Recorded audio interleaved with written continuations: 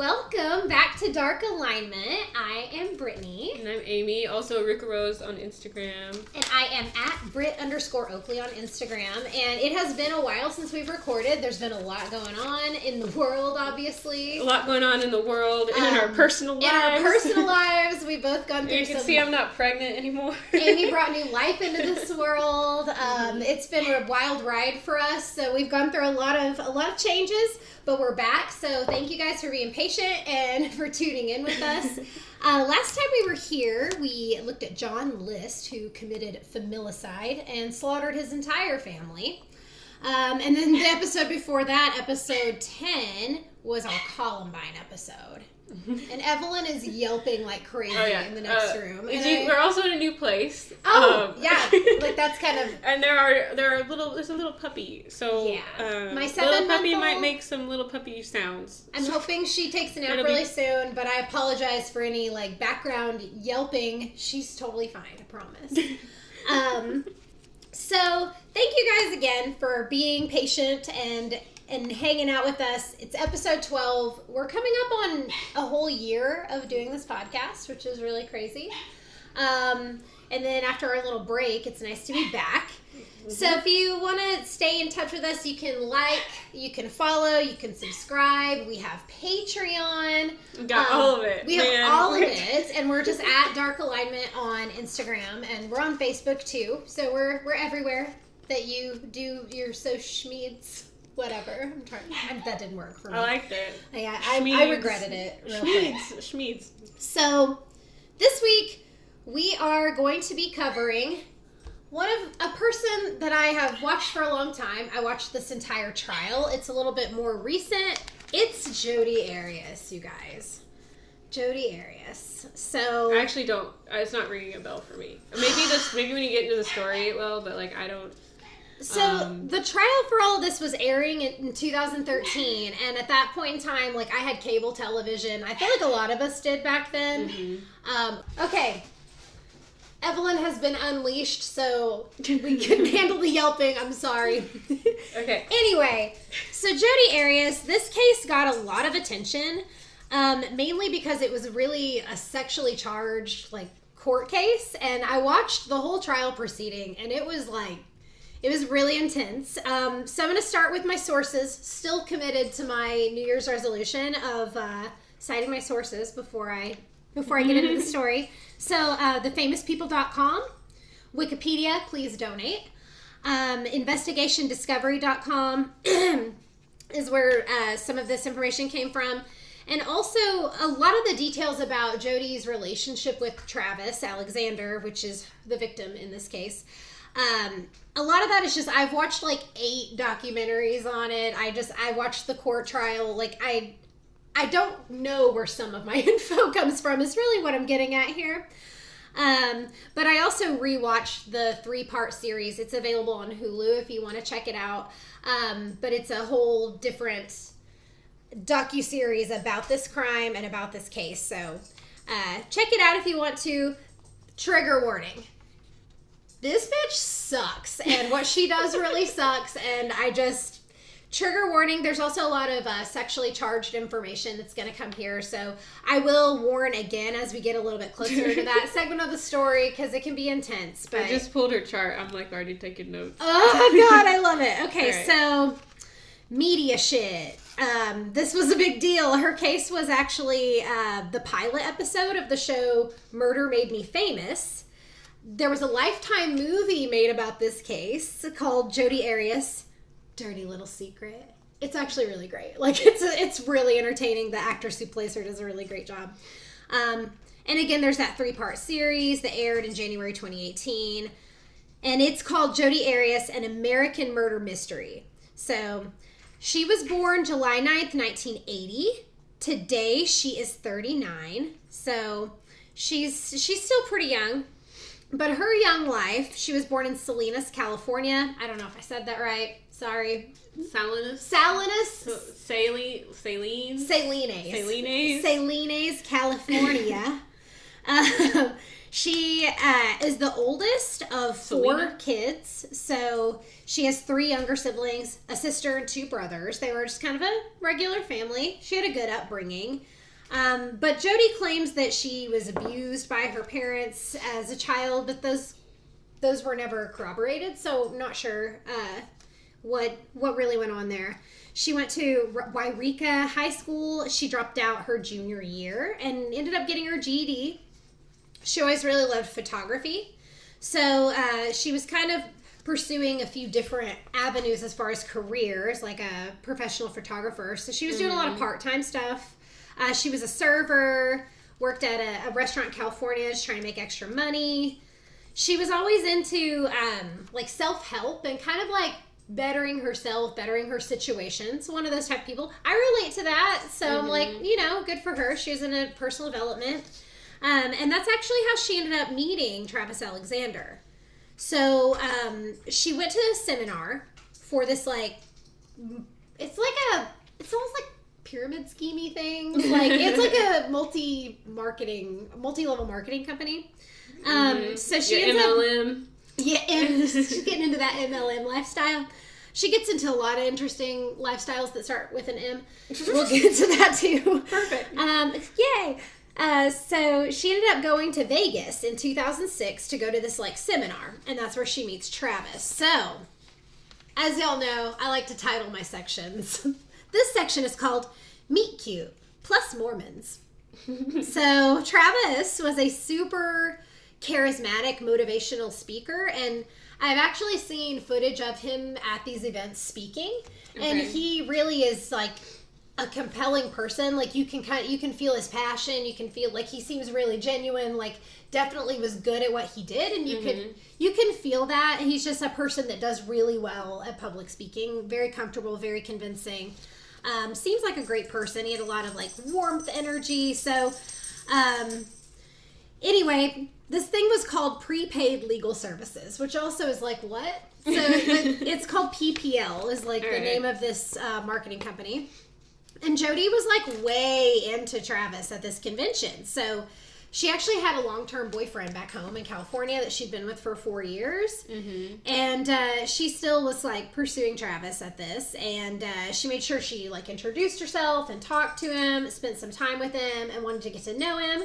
And she ended up being his escort to a dinner event during this whole time. So she's hanging out with the really high up people in this company. Oh, really? He's giving speeches at it, doing the motivational speaking at this multi-level marketing thing. So she's hanging out with some pretty, people who make really good money and people who are kind of living that higher lifestyle. And meanwhile, she's waiting tables and stuff. So this was a really exciting, attractive type lifestyle. Also, a lot of women were attracted to Travis for that reason, and because he had a great personality and just was apparently a really good guy by all accounts. So everybody liked him. He was known for being a good person, and he was a really active member of the Mormon church as well. So he was very religious, and had a lot of strong values and rooted in religion. So Jody became obsessed with trying to be his girlfriend. Right. And so when you're trying to be with somebody who's super religious, what are you gonna do? Mm-hmm. You're gonna also try to be super religious, I guess. So that's what she did. She went to the extent of becoming baptized into the Mormon faith within 2 months of meeting him. Wow. 2 months, ladies. That's fast. Yeah. So, and not only that, he actually ended up being the one who baptized her into the Mormon faith. I guess I'm not quite sure how it works, so please, forgive me if I'm getting this incorrect. But you have a sponsor. It's when somebody brings you into the religion, it's almost keeping you in check, helping you assimilate. Let's say I'm gonna say yes to that because I don't actually know. But that's what it sounds like, that he was the sponsor, therefore he also baptized her into the faith, which is really interesting. I'd like to know more about that. So if you know more about that than us, which most people probably do, feel free to comment, subscribe, give us notes on that if you have insight. We'd love to hear it. So that's kind of interesting. People from her past always said that she was really obsessive with boyfriends and this was like typical behavior for her to kind of do that and kind of like change her personality. To me, that sounds like an insecure attachment style, like anxious, ambivalent. So if you subscribe to Mary Ainsworth at all in her attachment theory, like that's kind of, which I do to some extent, I feel like that's kind of where she would fall. But for a long time, they would go back and forth to see each other. He lived in Arizona, she lived in California, so it was long distance. They dated for about 1.5 years in total, and at one point, Travis like broke up with her. She was really intense. He broke it off. And what would you do in that situation? You're in a long distance relationship. Your boyfriend breaks up with you. It's like, all right, well, I guess I'll just move to his hometown. I will move there. That's okay. And that's what she did. Like, really close to him, and he definitely had a problem with it. That's like some stalker vibes. His friends were really concerned about their relationship. It was like unhealthy and just like kind of too much. It was like really chaotic. She was really jealous. She would kind of like freak out. He was never as into her as she was into him, you know. They broke up and got back together a lot. He saw other girls, and that would, like, make her insane. So, you know, jealousy does crazy things to people. It can, yeah. Yeah, if you're a jealous person, that can cause major insecure problems in a relationship. So, something is amiss is the title of this section.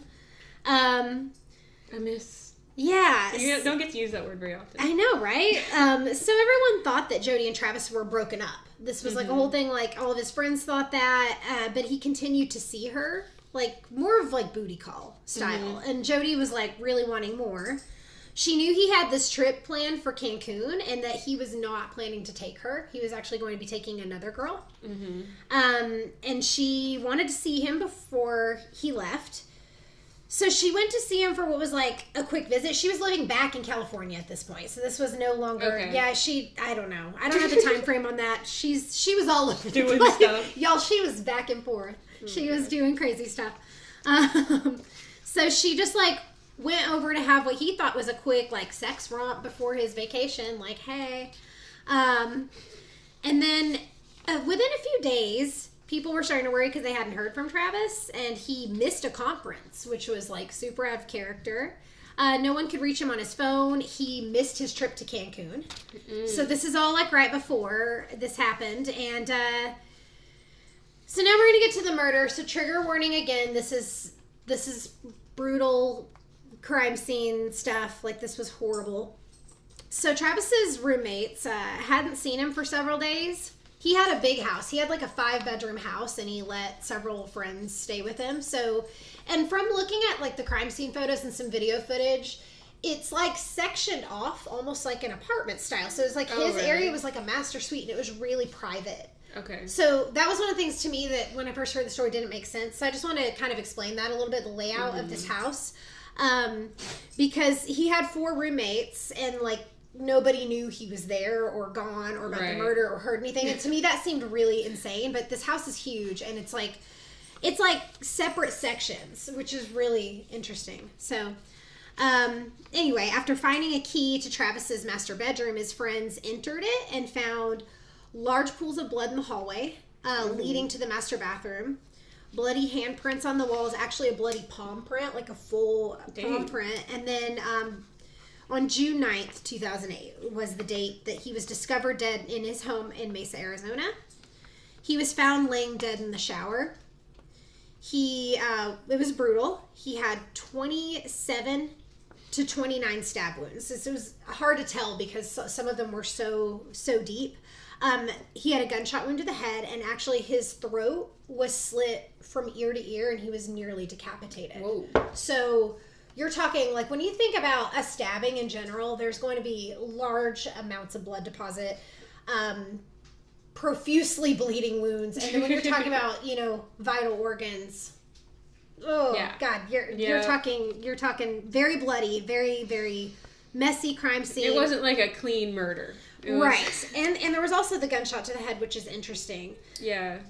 So both. The pictures of this crime scene, you guys, are absolutely horrendous. Like, it always feels really intense when I think about it, because it was so sad. He was literally like curled up almost in the fetal position in the shower. And obviously that's a vulnerable place to be too. Like you're completely naked.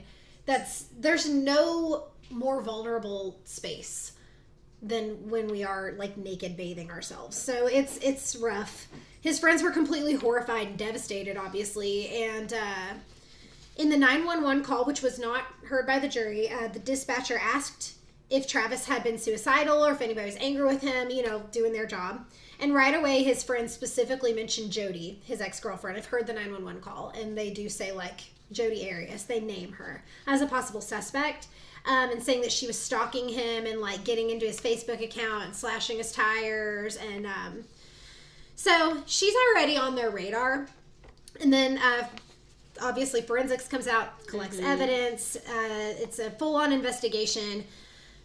They find a lot of interesting things while they're there, but they find a digital camera in the washing machine. Oh, okay. Yeah, which is interesting. They were actually able to recover all the deleted images and everything on that camera, which showed a lot of stuff about Jody and Travis engaging in sexual activities, sexual poses. And these pictures were time-stamped June 4th, 1:40 p.m. And he was found on, I believe, the 9th. Yeah. So this is, she was already, like, suspected of being, that was the suspected day of the murder based on forensics, but also, like, she was already called out as being a person of interest. So the final picture that was on the camera actually showed Travis alive in the shower. Whew, gives me chills because I've seen these pictures. It's like one of the last pictures. It is the last picture of him alive, and he's looking straight and looking at her as she's coming towards him to kill him. But the fact that's what she's doing. Think about the psychology behind that, where you have a female who is any person, I don't know why I said female, taking a photo of their victim. One last picture of you alive. And you're naked. And they had apparently spent the entire day having sex, and all the pictures were on, you know, this camera she put in the washing machine and thought it would get rid of the evidence, which is just very fucking stupid, to be honest. Bad idea. She's known for being very bright and very smart, very intelligent. But also, like, that's a lack of common sense. And I'm glad that she lacked that common sense because, you know, there's hardcore evidence. There's no disputing that she's the person who did this. But anyway, as she's taking this final picture, or at some point she drops the camera, because there is one more picture on this footage, and it's of a foot. Like, they show it on the documentary, so if you'd like to see some of these pictures, they don't put the really graphic ones, but the final picture of the camera dropping, and you can see the bottom of, like, sweatpants and an athletic shoe. And you can see that it's, like, facing Travis Alexander laying on the ground. So it's like a actual murder smoking gun type of photo. And also the bloody palm prints on the walls had DNA from both Jody and Travis. So it was a fucking mess. All right. So clearly she's the person who did this. So this next section is called This Bitch.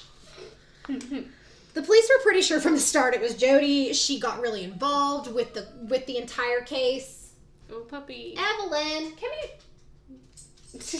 Do you want to come up here? All right. This is Evelyn, everybody, who you've been hearing this entire time. So... Jody was kind of the only person that had a motive to kill Travis, and they were able to create a timeline of events that placed her there on June the 4th, which is actually, today's what, June the 6th? Or the 5th? No, today's the 6th. Yes. Wow, that's crazy. Okay. They even figured out that she had rented a car and, like, planned a whole fucking murder trip. So this was extremely premeditated. Pretty easy to track, because that's what a dumbass. Her behavior during the police interviews was also, like, really weird, and it's weird to watch. They show it again on this documentary, like, they show the actual footage of her interrogation, and her behavior was just, like, really outlandish. At one point she's, like, doing headstands, and she's, like, singing songs to herself and, like, talking to herself and, like, laughing and just being really weird. I don't know if it's calculated, if it's on purpose, or if it's just like a nervous thing she's doing. It's hard to say. But she's like really calm and soft-spoken. She told the police that she hadn't been in Mesa on the day of the murder and that she hadn't seen Travis since March. And then her next story was that, no, she was there, and it was 2 intruders that came in that murdered him and attacked her. Man. And then she said that she killed Travis in self-defense and claimed that she was a victim of domestic violence, which is offensive as fuck. That's actually what she ends up going with her entire defense, and just completely trashing his character, and it is horrible. So she is pleading not guilty when they bring her to court finally. She was indicted on her 28th birthday, which actually kind of makes me happy. So now, let's talk about the trial. The trial is really what made this case so, such a big deal. This is why everybody was really paying attention to it. Not only do you have, like, such a brutal crime committed by this pretty petite, tiny, very attractive female. Like, Jody Arias was hot back in the day. Not so much during the trial or any of that, but like back in the day, yeah, she was a very attractive female. I was going to look up a picture and I was like, oh, maybe I shouldn't. Because I don't know what's going to come up. Oh, like, yeah. And I'm not ready for that right this moment. You don't need to see crime scene photos. Not right this moment. I have dubbed this section the most DTF trial of all time because it is hardcore. Just about everything in this case was sensationalized because it was like Jody was young and hot, and Travis was successful and charismatic, and you had this like conservative religion of like Mormonism involved, and then you had some fucking hardcore sexual shit going on, and America was obsessed. I was obsessed too, so you know, I was part of the problem, if you will. But it's like I didn't miss a day of this trial. She ended up testifying in her own defense, and that's when things got really uncomfortable for, like, pretty much everybody in the courtroom. Her second day on the stand, she said that her sex life with Travis included oral and anal sex, so pretty normal. And then she said the anal sex was painful the first time, but they were, like, doing that because it was, like, a Mormon thing, where you couldn't... Vaginal sex was like this big sin, so it's kind of like a loophole. Sorry. Yeah, I'm way too immature to be talking about loopholes. So, you know, it sounds like not a great time, whatever, but do you, as long as it's consensual, it's great. So Jody considered these forms of sex to be real sex, and Travis did not. Okay. So that's, again, this whole, like, vaginal intercourse thing. And this was a big deal to Travis because he was super religious. And Jody would say, like, that they did have vaginal sex, too. It was less often. Anyway, she goes into this graphic detail in the trial. Like, because everybody needs to know, I guess. Well, they asked, there were a lot of questions about it, and it was just, like, such a focus. Like, this was in the court I'm just wondering, like, why that was, I guess just because of all the pictures and stuff, like... It was a big deal in this whole thing, for whatever reason. And then Hot Gosseler. This next section is a lot. So... Okay. A phone sex tape was played during court, and people lost their minds. I literally listened to this tape of Jody having an orgasm, and Travis afterwards saying, "You sound like a 12-year-old girl having her first orgasm." It's fucked up. That's why I gave the trigger warning. There's some, like, really... It's very provocative. I've listened to every bit of it because I watched the entire thing. But during this tape, like in the tape, Travis said that he wanted to zip tie Jody to a tree and have anal sex with her while she was dressed as Little Red Riding Hood.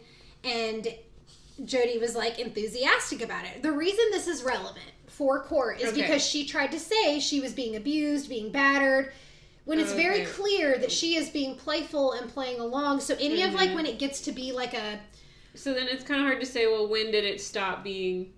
Right. It doesn't seem like it ever did, especially with, like, the pictures leading up to right before his murder, and they're time-stamped. Like, it always seemed like this very playful thing, because she was like, he would say the worst things to me, but she was clearly into it, because when he said some of that shit about tying her to the tree, her exact words were, "Oh my God, that is so debasing. I love it." Like, that's my impression of Jody Arias. But that was like, you know, she was clearly into it. He wasn't overstepping anything. It was a game they played. America's still like losing their shit over it, but she recorded all of these phone sex sessions without Travis knowing, so he actually didn't consent to it, and she was like planning to use it to embarrass him in front of the Mormon community. Okay. So she's like planning to blackmail her boyfriend, and like, which is fucking weird behavior. That's not okay. Ladies, don't do that. No. Nobody do that. Good God. She like started accusing him of being a pedophile, and just, it was all a lie, and just really upset his sister and his mother. Like, his family's in the courtroom and she's trying to say he's a pedophile when he's not. She totally like victim blamed him, and like, what a dick. Like, fuck you, Jody Arias. Like, not cool. So forensic experts testified that there... Wait.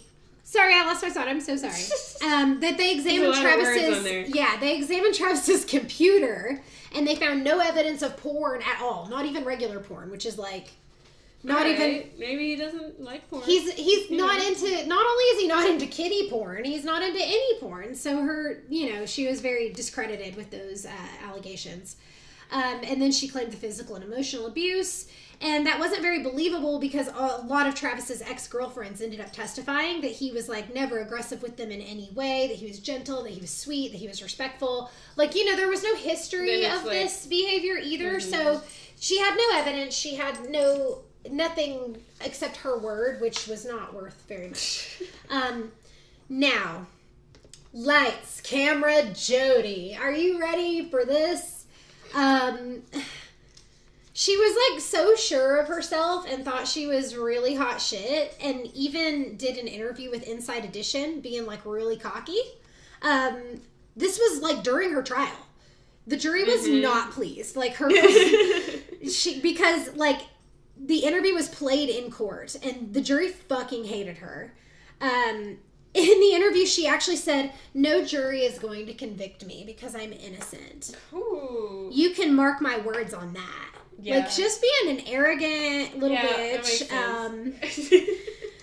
And then, like, during her testimony, she was like, I had planned to commit suicide when I made that statement, so I knew that they couldn't convict me because I wouldn't be here. I didn't expect to be here. That was how she explained that, which is like, casually? What? Yeah, just like that. And I'm just like, that's some bullshit. During cross-examination, she was so sassy with the prosecutor, and it ended up being, like, not good. You know, like, you don't seem remorseful. You're being really aggressive. Like, you want them to think that you're, like, this sweet, innocent girl that could never be capable of a brutal murder like this. But that's not the route she took. Yeah, no, she's being her true self on the stand. Which is great because it only took 15 hours for the jury to find her guilty of first-degree motherfucking murder, which is grounds for the death penalty, especially when you're considering the aggravators in the case. And that makes a big difference during sentencing. So that's still a cunt, even in jail. Here we go. Next section. Oh, man. During the penalty phase, Jody asked for a life sentence instead of the death penalty. She felt like she had a lot to offer as a prisoner because she was like, I'm so rich and popular. This is great. No, this makes sense to me. At one point, she did claim she wanted the death penalty, so I'm not sure what she was trying to do there. She said she changed her mind to avoid bringing more pain to her family and whatever. At one point, she did something super offensive in her sentencing phase of her trial, and I had forgotten about this until I, like, rewatched the documentary last night. This bitch holds up a plain white t-shirt in court, and this shirt has the word survivor written on it in purple. And this is one of her reasons why she shouldn't get the death penalty. She literally pulls out a fucking t-shirt and is like, and I'm going to donate all the proceeds to victims of domestic violence. All right. Which is like, the entire thing is super defensive. It doesn't go over well. The t-shirt is also, it's just like literally a Hanes t-shirt with like some iron-on letters. Like, it's horrible. Everything about it was terrible and offensive. She also was like, I'll donate my hair to Locks of Love. Like, hey, keep me alive. I have hair and a t-shirt. These are great reasons. So clearly she's making a difference. But actually, the sentencing phase, the first trial ended up being hung jury. Mistrial, they could not agree on the death penalty. In death penalty cases, for those of you who don't know, it has to be unanimous. All 12 jurors have to, say, you gonna die. And that didn't happen. They had a resentencing hearing.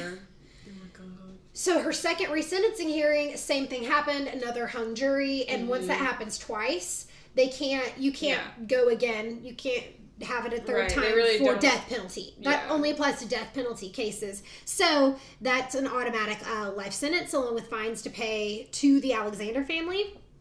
So that's the story, but now I have some fun shit. Quick fun shit. Yeah, get ready for that. In late January 2013, Jody started selling her artwork on eBay. The seller actually was her brother, and he claimed that the profits went to covering like travel expenses and getting Jody some better food while she's in jail. She also competed in a prison talent show, and I'm not fucking kidding. Is there a video? There is a video. Okay, it's on YouTube. It's good. It's good times. She sings the most haunting version of Oh Holy Night you've ever heard. Weird thing, she actually sings Oh Holy Night while she's being interrogated. One of the times that they leave the room. So it's like her song. It's her. Okay. It's her fucking go-to song. She's like, karaoke, Oh Holy Night. Her former cellmate says that she's an asshole and calls Jody the most manipulative person she's ever met. And also, you might be asking yourself, what does Jody Arias buy from commissary? Well, I have answers. So here's a list of her top purchases. Art supplies, hair gel, essential, moisturizer, size small women's briefs, a pair of scissors. Gotta get the haircut. That's like been my haircut for the past few months. I own scissors. A number of shank-proof toothbrushes, which I'm not sure what prevents shankability in a toothbrush. I'm sure they've had experience in prisons. They've crafted the perfect toothbrush that you cannot and will not shank others with. A variety of like munchy foods, including black and refried beans, sardines in oil, and multiple kinds of sausages, which is random to me. But ding dong snack cakes as well. I believe that's a hostess snack. Yeah. Just interrupt with it. Go ahead. So it all makes sense that she would also need some antacids, which she purchased. So probably some Tums. Actually, they're probably not name brand. They're probably like the Equate version of that. That's my dog's. Thank you. Let's see. Another weird thing that I had to mention. Girl, stop. And this was on investigationdiscovery.com, is that women in lockup frequently, this is alleged, I don't know, frequently use sausages and toothbrushes for intimate stimulation. Intimate stimulation. So maybe that's why she had lots of... Yeah, I like that. I'm going to start using it. Intimate stimulation. I like it. Who doesn't? So maybe that's why she was buying those items, and if so, get it, girl. Sausages seems pretty intense, but hey. Woo! All right. I feel like I need to separate the... I don't know how to get them to be good. There's not a way. All right, I give up. There's no way. They're not being that bad. They aren't, but it sounds like they're murdering each other, and that's not... They're playing. That's what puppies do. It's more so Evelyn is playing, and Barley is, like, trying to not. So... 2 little dachshund babies. 2 dachshund babies. Okay. Get my... All right. We got these magnetic eyelashes. Have you noticed? Yeah, did you notice that we're both... First of all, did you notice we're wearing matching outfits? We have matching outfits, and then we got the eyelashes. And it's really special, because we haven't seen each other. I keep adjusting mine, because it keeps... This inner corner wants to come off. Do you have any tips for, like... The magnetic lash inner corners, because mine are like not having it. Yeah, if you have a secret for how these are supposed to work, please let us know. Mine keep getting caught in my very long bangs, which I need to bathroom trim one more time. Maybe, yeah. My hair needs to be trimmed. All right. Your hair looks fantastic. Please, I'm happy with it. Let's talk about Amy's blue streak. My e-girl streak. I'm like half e-girl right now. Yeah. I didn't feel like I needed the other side. You're just too edgy. Because I'm an adult. You're already too edgy with the one side. Like I like it though. It's good. Okay. Anyway, let's chart this bitch. Okay. So with the chart here, we have Jody. I keep wanting to say Judy. Jody. Spit water out. Jody not water. Arias. Teeth. Born July 9th, 1980 at 1:52 p.m. In Salinas, California. Salinas. I'm pretty sure that's wrong, but I like it. I like saying it different every single time. I think that's our strategy. One of them will be right. If you say it enough ways, the odds are good. Though. She's a Cancer. Her sun is in the 9th house with conjunction to Mercury retrograde and Vesta. Her moon is in Gemini in her 8th house with conjunctions to Venus and Ceres. And then her rising sign is Libra. So, if anyone guessed it... That one surprises me. We should prompt people to guess the signs. Oh my gosh, we're going to do that. We're going to have people guess the sign. All right, I'll make it this is our new game, you guys. Tell us if you like it or not. But yeah, we're going to be playing it on Instagram for sure. Like Instagram story. We're gonna do that. All right. So she is a Cancer, and we were talking about Cancers a minute ago, and she was like, "I just feel like Cancers are too sweet, and like she doesn't come off like a Cancer." But I've heard that from people. Actually. Yeah, I have friends that are Cancers, and I guess I was surprised that Jody was a Cancer sun because I think of like the people that I know that are Cancer. Again, I know it depends on your moon. I know it depends on a lot of things. Like, don't attack me. I know all of this. But at the same time, like, they tend to be, like, the most, like, very loving people. And I feel like she has a lot of coldness to her. And I don't know. No, I get Cancers messaging me, like, when I do stuff, like, kind of calling out Cancers a little bit on my stories on my Instagram. You can follow me on Instagram. I'll get Cancers, like, DMing me, like, "Oh, we're not that innocent." Like, yeah, you do know. Well, and then my Scorpio side could see through your little facade there. But a lot of Cancers are, like, seen that way because that's, like, the nurturing, mothering, caring sign. What I think of is, like, the nurturer and the mother. There is that side to them, but there can also be, like, a less pleasant aspect to that because every sign has more like lifted, like positive qualities and more negative qualities, and you get to choose how you use your energies that you are given on your chart. Just like people talk about the bad side of Scorpio all the time, but there's also a really good side of Scorpio. Yeah, I'm a Pisces. Water signs, like, we're intense. It's like that for every sign. Yeah. I feel like water signs, we are very intense. As we're talking about a Cancer, we're like two water signs talking about the other water sign. Talking shit. So the bad side of Cancer, like, they're sensitive and they're nurturing, but they can be moody. They can be like this little Bratz doll with, like, drama, but they're still loved for it, and, like, their life is just this soap opera. Jody was definitely like that. People let her get away with a lot more than she should have. Like, and she's probably kind of loud about her problems. I would think, like, she was probably like that annoying girl that's got like a million issues by like 10 a.m. Like it's already given you like this whole like soap opera. Yeah. And she, with Mercury being conjunct her sun sign, she's given this aspect of being like a reflective thinker and communicator. I feel like that's a lot of like her self-help stuff.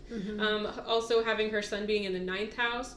The 9th house is a lot about that Sagittarius energy of wanting this like spiritual like endeavor into something. Okay. And like, I'm gonna like forget what I was gonna say.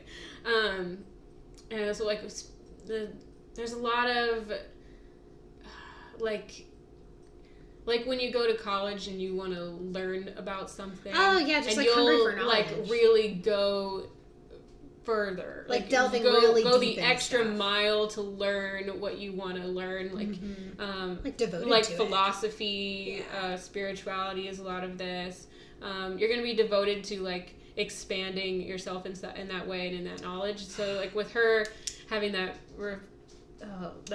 Mercury in retrograde in Cancer on her sun sign in the 9th house really makes it like so like self-help is like great for her. This emotional, like she's really wanting to like learn her emotions and like make herself better in that way and like reflect on herself, and yeah, that makes a lot of sense to me.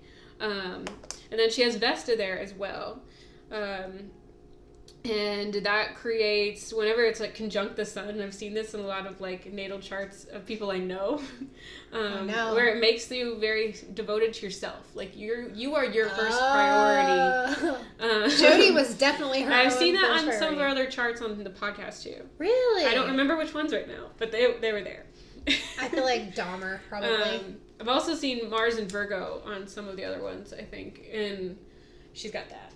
So Mars is like aggression and drive, right? Yes. Okay. So like when she's gonna be when she's gonna make something physical, when she's got like that like fire behind something where she's gonna like take action on it, like she's gonna do it in this Virgo way, very structured, like structured, and like I'm gonna do it in a particular way, and like if something's like not perfect or not done the way she wants, it might piss her off, like in general. Okay.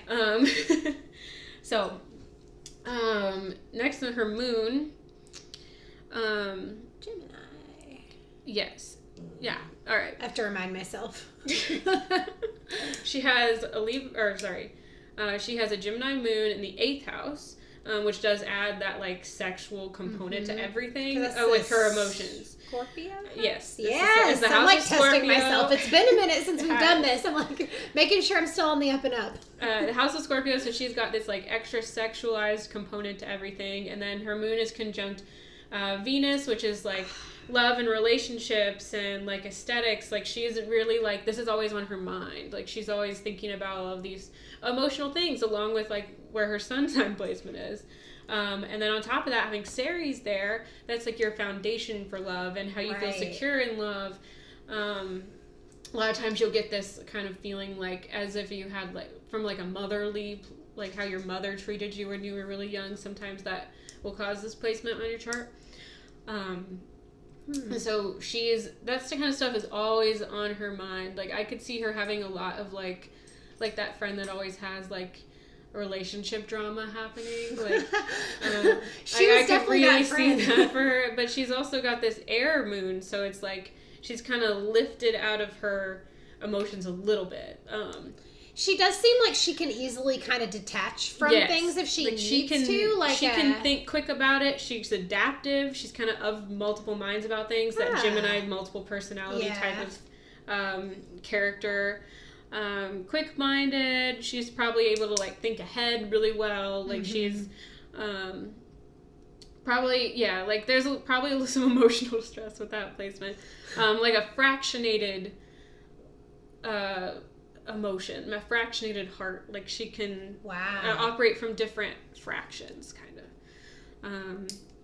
That's feel an secure interesting concept. Like just to think about being able to like kind of compartmentalize everything in that way. Mm-hmm. Yeah. Yeah, like it's because she's very strategic. Like she's a really calculated, strategic individual, and she was like that with everything. So yeah, it's really interesting.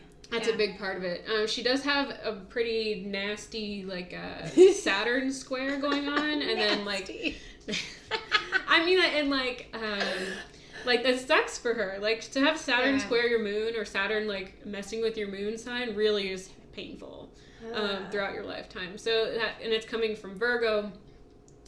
And like I said, like, she's going to have a lot of pressure she's going to feel controlled by this sense of having to be perfect or do things a certain way, or like needing to be of service to people, or not feeling wanted, not feeling needed, and that's gonna like mess with her core because it's hitting her moon. Do I have some of this placement? Because I was like, I don't know. I feel like I relate to the first half of that a lot.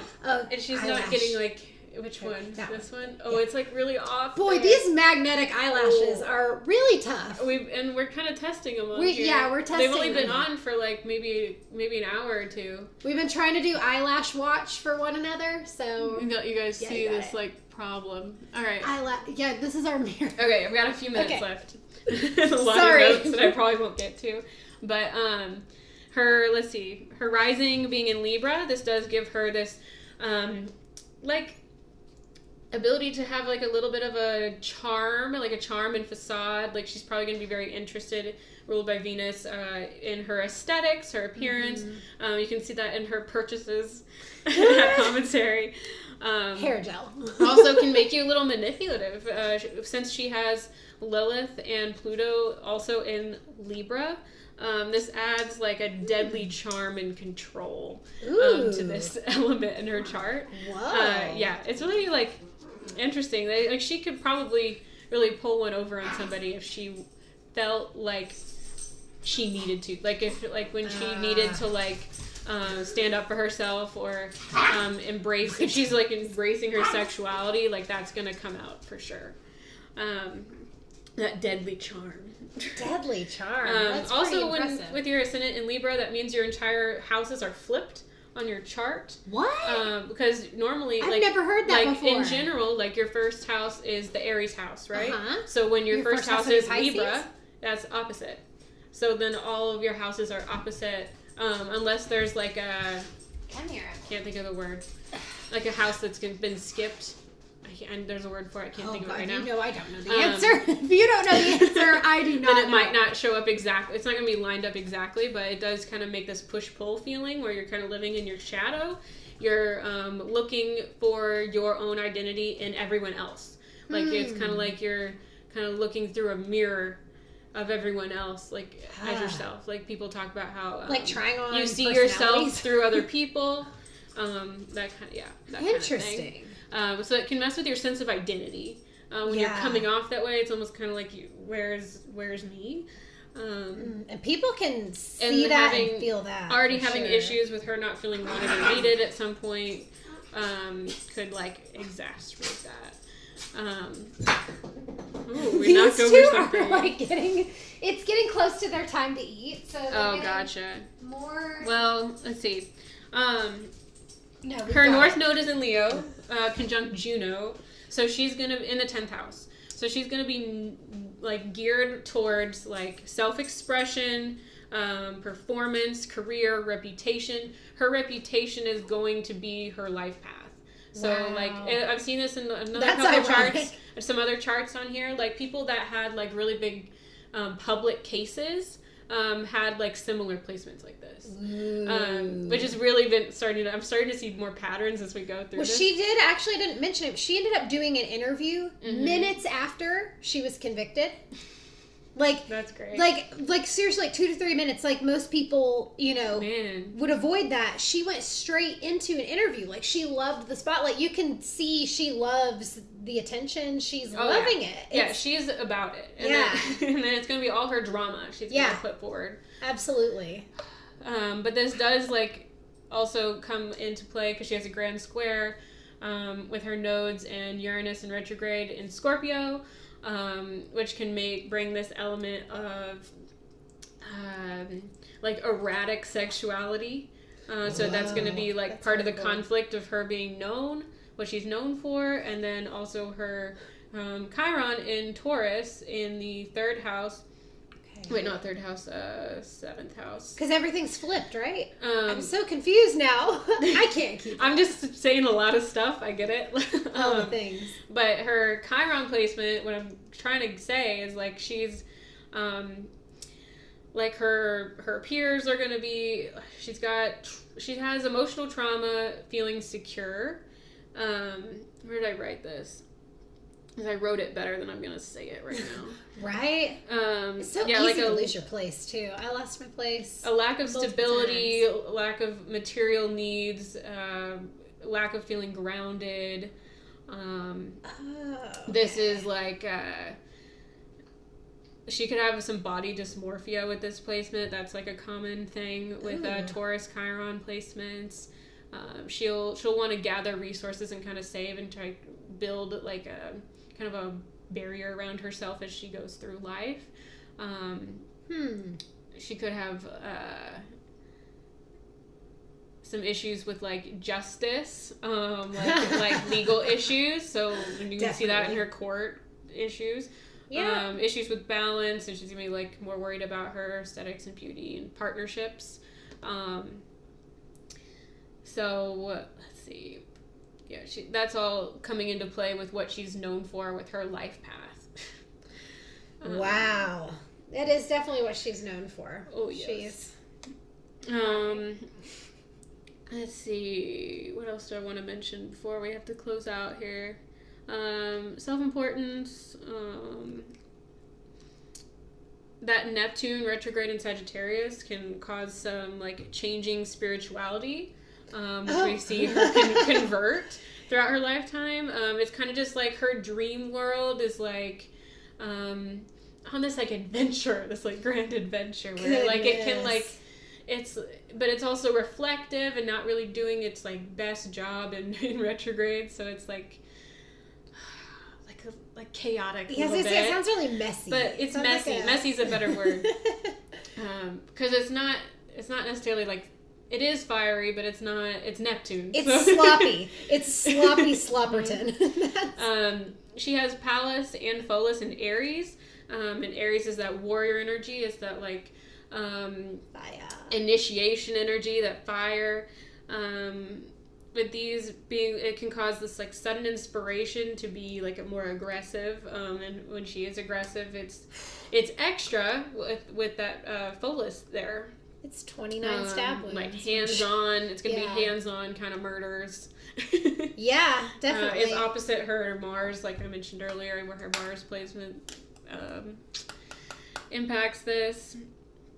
I think I covered most of my notes. Somehow. Yeah, she's quite an interesting person. It's a shame because it really does seem like she had good intentions for her life, but somehow she just kind of went wrong. Like she didn't have the typical story of a murderer that we've like covered on this podcast. Like, you know, she didn't have this like horrific upbringing or anything like crazy going on. I mean, that we know of. Like her Chiron placement, I could see like some issues in the home. Yeah. But we don't know for sure. I mean, I wouldn't want to say something. You know, when we've looked at killers that have had like horrific childhoods, and she's just not one of them. She's not Eileen Wuornos. You know what I mean? No, not the same. But it's just interesting. But her sense of security was definitely like shaken. By something.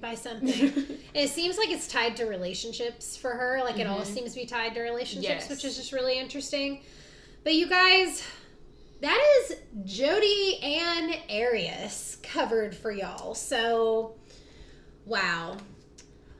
Thank you guys again for being here, for coming back, for being patient with us through We're happy to be back. We're happy to be back through all of our life changes, through all of the world changes and everything that's going on right now. We hope you guys enjoyed taking an hour plus-ish time of your day to hang out with us. You can always follow us. You can follow our Dark Alignment page on Instagram and Facebook. All those links are in the description. Yes. So which is going to be somewhere lower. You can just scroll down, hit the like, hit the subscribe, hit the bell, hit the bell, hit all the links. You can just go ahead and do that. Just go ahead and do that. You can follow us individually if you like cool astrology stuff. Amy posts a lot of those at Eruca Rose. And I try to post some on the Dark Alignment page too. Yes, follow us there for our new game that's coming out too of Guess the Sun Sign. So follow that. Also, if you want to follow me, I really primarily post like pictures of this nature stuff and then pole videos. We both do pole dance. For those of y'all that don't know that about us, we're fun. We're fun girls. We do a lot of things. We do a lot of things. So thank you guys again. This has been Dark Alignment. I hope that you guys all stay awesome. Continue to love yourselves, especially through these times. And we'll see you next time. Bye. Bye. Bye.